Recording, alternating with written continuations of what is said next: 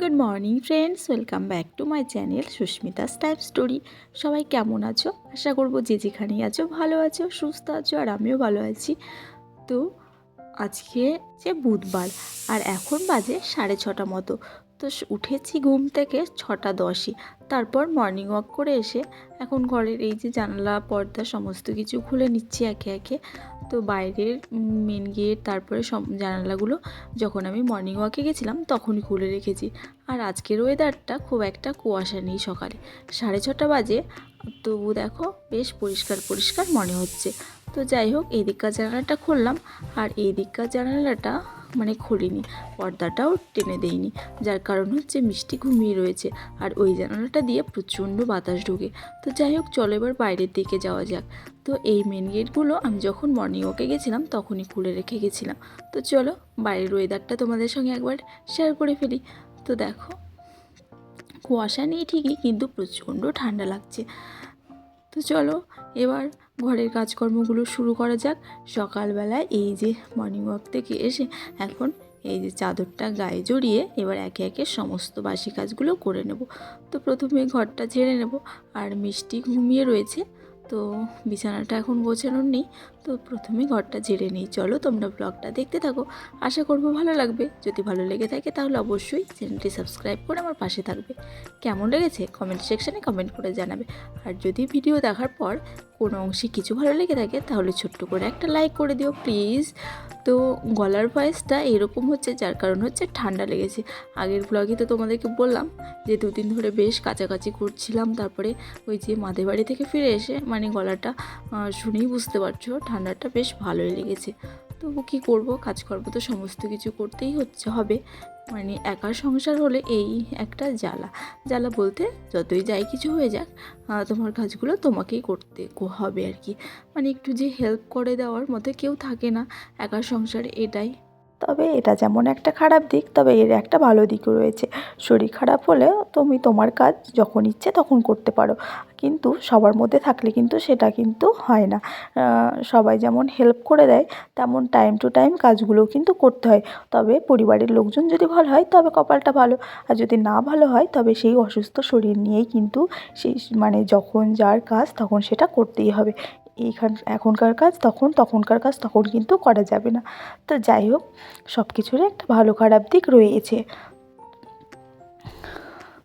তো তোমরাও কি আমার আমার মতো আমার মতো তোমাদের একার সংসারে তোমরা কীভাবে কাজগুলো করো আমাকে কমেন্টে জানিও।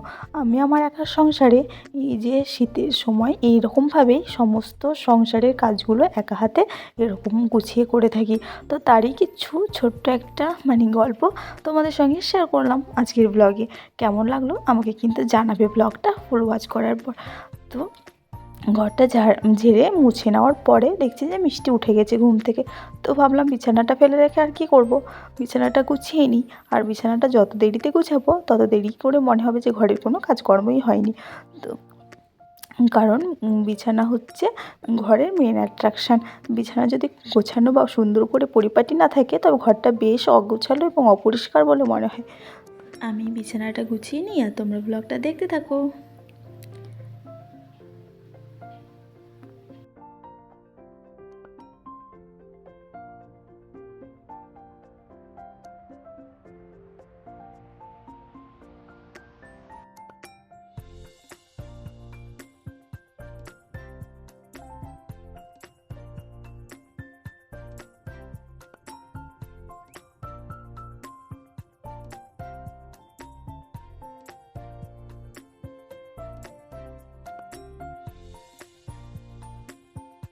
আর এই যে বেডশিটটা দেখতে পাচ্ছ, এটা মিনিমাম কত বছরের হতে পারে তোমরা বলতে পারো?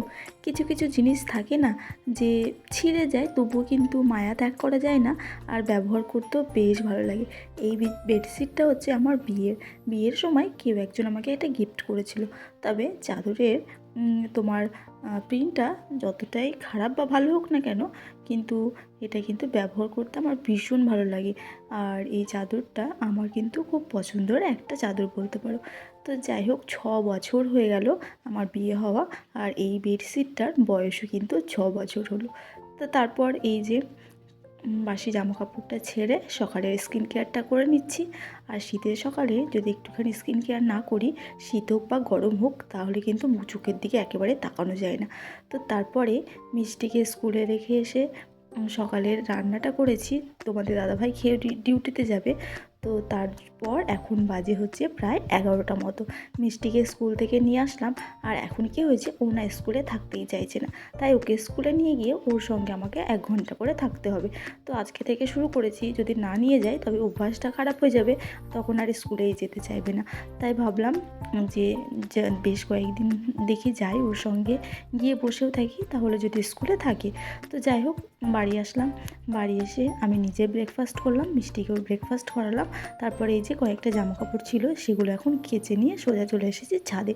আর আজকে সকালে তোমাদেরকে ওয়েদারটা যতটা পরিষ্কার দেখালাম, এখনও পর্যন্ত কিন্তু মানে একটুও রোদ ওঠেনি।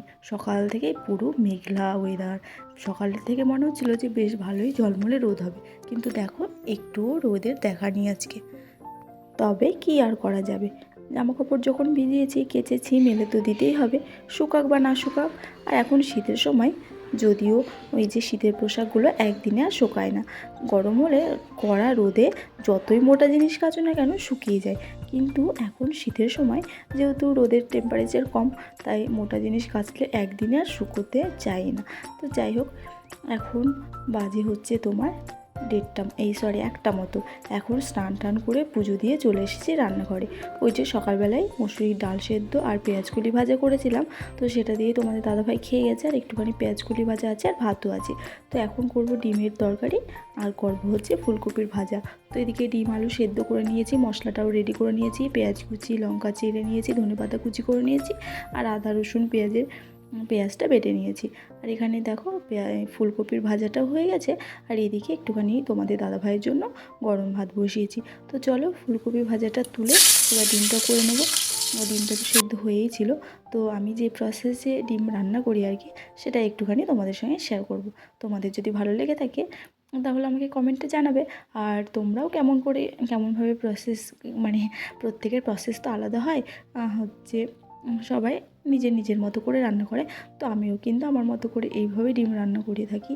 তো সেটাই তোমাদের সঙ্গে একটুখানি শেয়ার করব। তো চলো তোমরা ব্লগটা দেখতে থাকো।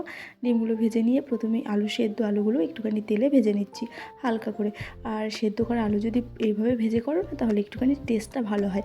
আর সেদ্ধ আলু দিয়ে মানে ডাইরেক্ট হচ্ছে তুমি যদি মশলাতে কষাও, তবে কিন্তু আলু সেদ্ধর একটা সেই যে মানে ভাবটা সেদ্ধ সেটা কিন্তু থেকেই যায়।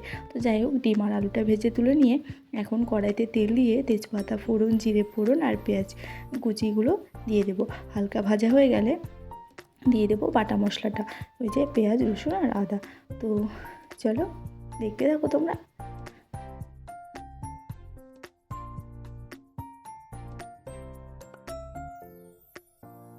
দেখো পেঁয়াজগুলো আমার ভাজা হয়ে গেছে। এবার বাটা মশলাটা দিয়ে ভালোভাবে কষিয়ে নেব বলতে মশলাটা ভেজে নেব যতক্ষণ না এর কাঁচা গন্ধ ছেড়ে যাচ্ছে। তো এদিকে আমার মশলাটা ভাজা হতে থাক, ততক্ষণে আমি গুঁড়ো মশলাটা রেডি করে নিই। গুঁড়ো মশলাই বলতে, যেহেতু আমি জিরেটা বাটিনি, তাই এখানে দেবো হচ্ছে জিরে গুঁড়ো, লঙ্কা গুঁড়ো, ধনে গুঁড়ো আর হলুদ গুঁড়ো, আর দেবো পরিমাণ মতো লবণ। তারপরে জল দিয়ে সেটাকে গুঁড়ো মশলাটাকে ভালো করে মিশিয়ে নিয়ে দিয়ে দেবো সেই তেলে, মানে মশলা যেটা অলরেডি কড়াইতে কষতে বসিয়েছি। তো তারপরে মশলাটাকে কষিয়ে ভালো করে হচ্ছে তোমার ডিম আর আলুটা দিয়ে দেবো। তারপরে ভালো করে কষিয়ে জল দিয়ে নামানোর আগে, মানে ফোটানোর পর, তারপরে যখন আমি ঝোলটা হয়ে যাবে, আজকে আমি বেশি ঝোল করবো না। আর ডিমের তরকারি বেশি ঝোল করলে কিন্তু ভালো লাগে না। আর দুটো মানুষ আমরা, আর রয়েছে মিষ্টি। তো মিষ্টি তো ও তো ঝোল খাবে না, যেহেতু এখানে লঙ্কা গুঁড়ো দিয়েছি, ঝোলটা একটু ঝালই হবে, তো ঝাল খেতে পারে না। তো ওকে এমনি ডিম দিয়ে দেবো, ব্যাস। তো এইভাবে দেখো মশলাটা এদিকে কষানো হয়ে গেছে। এবার দিয়ে দিলাম ভাজা এই যে আলু আর ডিমটা। তারপরে ভালো করে কষিয়ে এই যে নাড়াচাড়া করে তারপরে জল দিয়ে দেবো। তারপরে নামানোর আগে ধনেপাতা কুচিটা ছড়িয়ে দেবো, আর দেবো হচ্ছে একটুখানি গরম মশলা। ব্যাস, ডিমের ঝোল রেডি। ডিমটা কিন্তু আমাদের যে কোনো রান্নার থেকে একদম কিন্তু সহজ একটা রান্না, তাই না? আমার তাই মনে হয়। তো যাই হোক, আজকের হচ্ছে রান্না কিন্তু একদম সিম্পল। এদিকে আমার ডিমের ঝোলটা হয়ে গেল। দেখো আমি কিন্তু খুব একটা বেশি ঝোল করিনি। তো তো যাই হোক বন্ধুরা, রান্নাবান্না কমপ্লিট করে এদিকে গ্যাস ট্যাস পুরো মুছে একদম চকাচক করে নিয়েছি। তারপর এখানে বালতিতে করে ট্যাপের জলও এনে রেখে দিলাম টাইম কল থেকে, আমারই খাওয়ার সময় আর কি জলটা লাগবে। আর এখন এই যে মিষ্টিকে ভাত খাওয়াবো আর আমরাও খেয়ে নেবো দুপুরের লাঞ্চ। তো চলো দুপুরের লাঞ্চটা তোমাদেরকে আরও একবার দেখিয়ে নিই। এখানে ছিল ভাত আর পেঁয়াজকলি ভাজা সকালের, আর এখানে রয়েছে ফুলকপির ভাজা, আর এই যে ডিমের তরকারি, আর এখানে রয়েছে স্যালাড, এই যে পেঁয়াজ লঙ্কা লেবু। আর এই যে রুটিটাও করে নিয়েছে রাত্রের জন্য একবারই, তো পরে আর করবো না, 2টো ডিমের ভুজিয়া করলে ব্যাস। আজকের ব্লগটা এই পর্যন্তই, দেখা হচ্ছে পরের ব্লগে, টাটা।